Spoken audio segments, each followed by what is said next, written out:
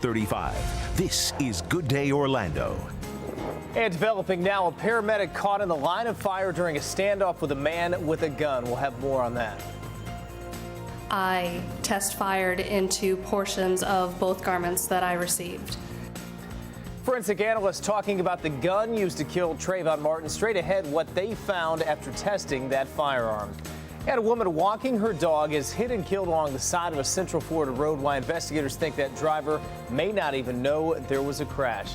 Hi, everyone. Good morning and happy 4th of July to you. I know some might have been out there at the Red Hot and Boom last night. I'm Ryan Elijah. Let's get over to Jamie King. Had a little weather last night, Jamie, but all in all, not too bad. Yeah, and as we told you, Ryan, the main thrust of the rain chances would in fact go west of Orlando. We saw that on this freshening southeast wind that is still good and hearty early this morning.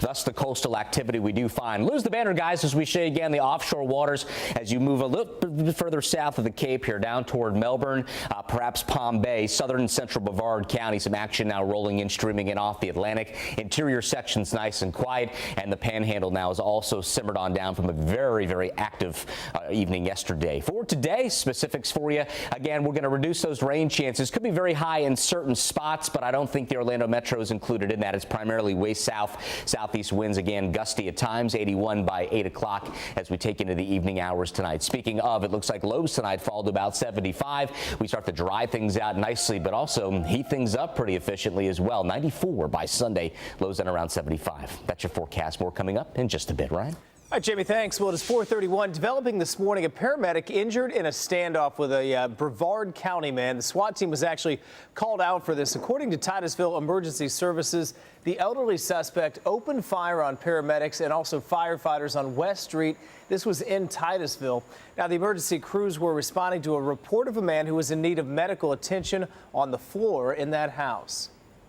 Apparently at some point he got into position and didn't really know what was going on, we think, and fired a gunshot at the window where the firefighters and paramedics were trying to force entry.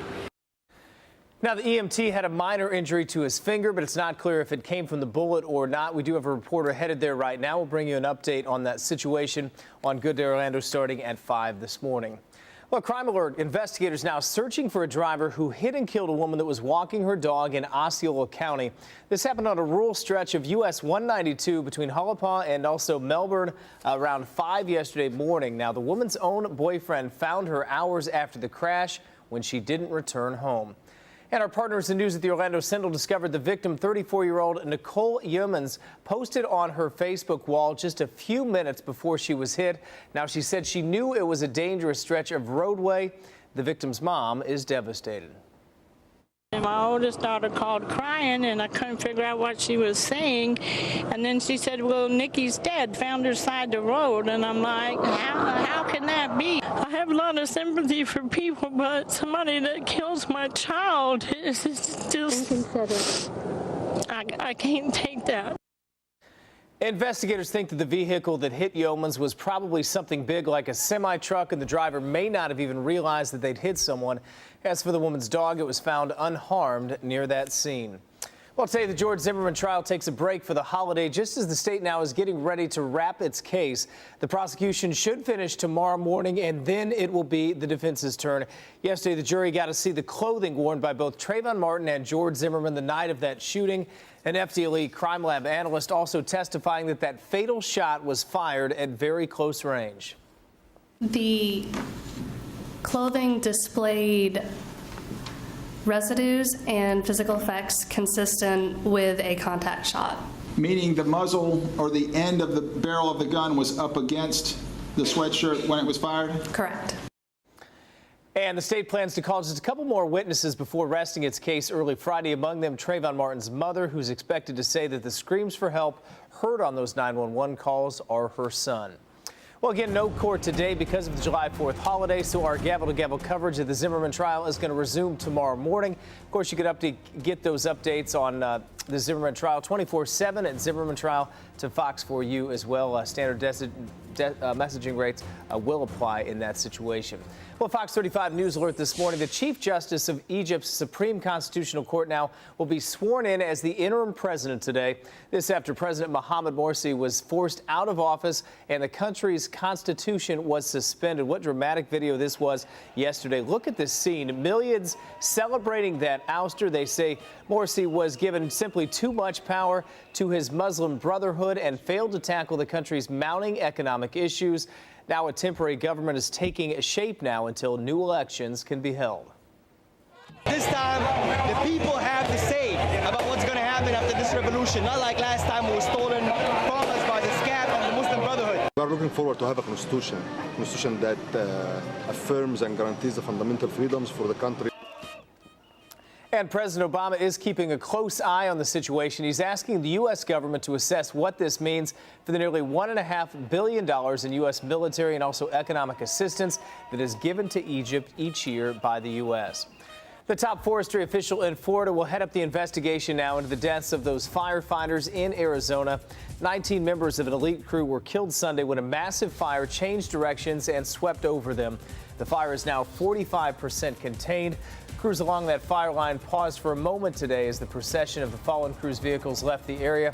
The governor of Arizona has ordered flags now to fly at half staff for 19 days in memory of those firefighters. A memorial service is scheduled to be held on Tuesday.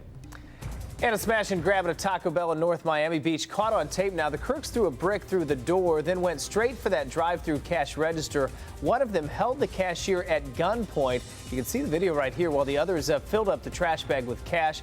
Now the money dropping out as they took off as well. Thankfully, though, no one was hurt in that incident. Several road signs sitting on the side of the road now due to a spelling error, all on the tough to spell words in the Sunshine State. It's Florida, and you can see what happened there. The sign makers got it wrong. The Department of Transportation caught the mistake.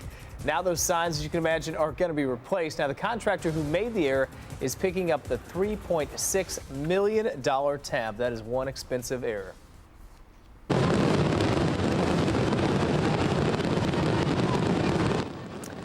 That was the scene last night. Altamont Springs celebrating its pre-4th of July celebration. Red Hot and Boom, Fox 35, a sponsor out there as well. The big finale going off just after 10 o'clock last night over Cranes Roost Park. The fireworks were delayed just a few minutes because of weather. A concert by the Jonas Brothers before the show had to be stopped because of the rain as well. But the group did take the stage to finish their set after the fireworks. I got to tell you, I was out there last night and they were excited to see the Jonas Brothers for sure.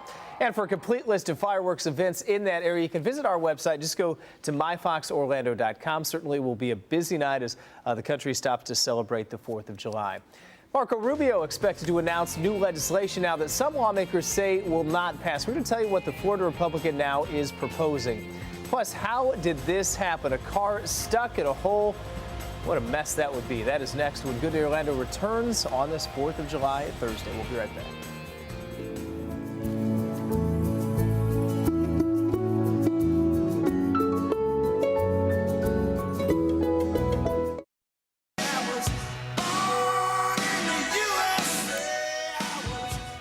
Of course, a lot of people have the 4th off. If you're working, the good news is if you're heading out, you're not going to see as much traffic out there. We were looking live at I-4 and 436, and still some decent amount of traffic for this amount of time, but certainly nothing to delay you at all. 440 this morning. Good morning on this 4th. Let's get you caught up on our top stories, starting with Florida Republican Senator Marco Rubio now has agreed to introduce a bill that would ban abortions after 20 weeks. Now, a similar measure passed the House just last month. The bill is facing, though, an uphill fight in the democratically controlled Senate and a veto threat by the president as well. The bill will likely be announced when Congress returns from its 4th of July recess. Meanwhile, the Aaron Hernandez murder case, police say they've now found potential evidence at a condo the former NFL player had rented as well. When investigators searched that home, they say that a white hooded sweatshirt they believe Hernandez was wearing the night that Odin Lloyd was killed was in there. Investigators also found bullets in that apartment.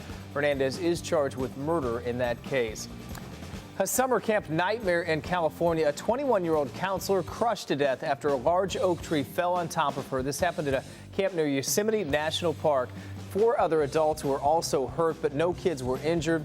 Parents have been notified of that accident. They have the option as well of picking up their children if they'd like. One Ohio Drive is now all right after the sinkhole swallowed her car. Police say that the car fell into a 10-foot deep hole after what appears to be a water main break there. Look at the size of that. The hole estimated to be about 10 feet deep. Now, the driver managed to crawl out of the car and climb up a ladder to safety. She was taken to the hospital, but is expected to be okay. But boy, she's got quite a story to tell.